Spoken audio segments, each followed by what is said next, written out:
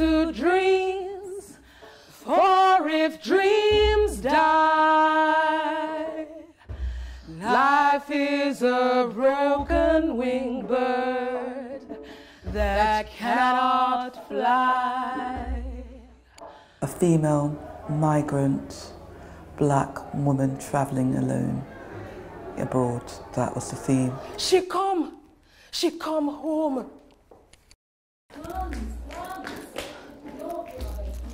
So when I first heard I had a residency back in January, I was like, oh my God, because there's no funding attached to it, and you just have this space. I'm based in Bristol. I'm thinking, oh my God, I'm coming to London to create this project.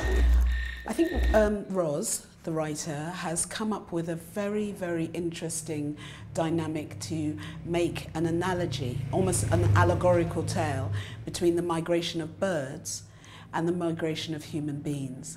Birds, as we know within their natural cycle, migrate for breeding, they migrate over winter, and for food, and human beings do the same.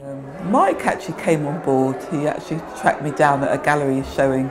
She asked, do I know any animators? And I said yes, I do animation. So then we immediately started chatting about potential ideas.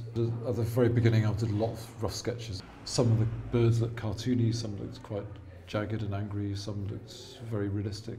We're trying to come up with a style that would match the play. The thing that's very important is to remember that we're all migrants. Migration isn't just about foreigners or people from abroad. George's family put him off me. She only wants a visa. But that wasn't true. I wanted him and a visa. We're in a time where there's a lot of really negative talk about immigrants, and migrants are really dehumanized. I am here. But if I am noticed, it is a problem, a big problem.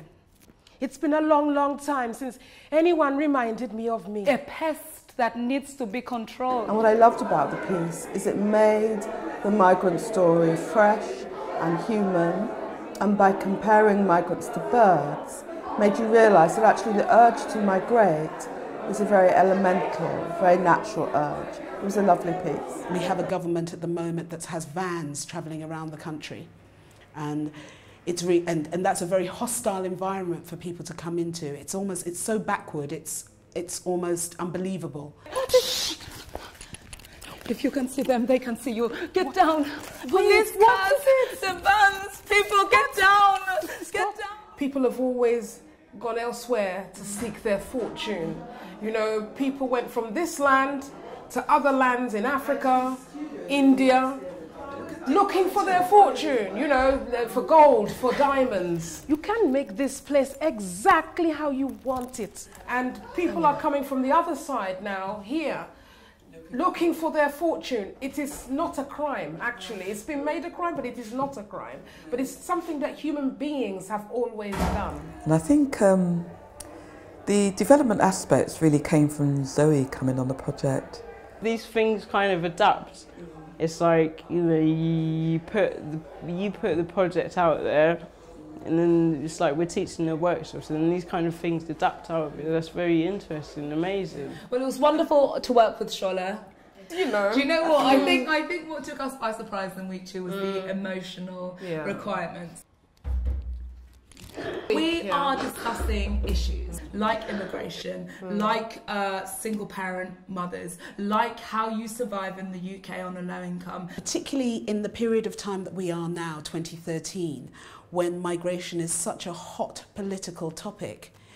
The idea that we are all, every single one of us, a migrant, is actually a really important analogy to make. Oh yeah, we hope that we work together in the run of the show.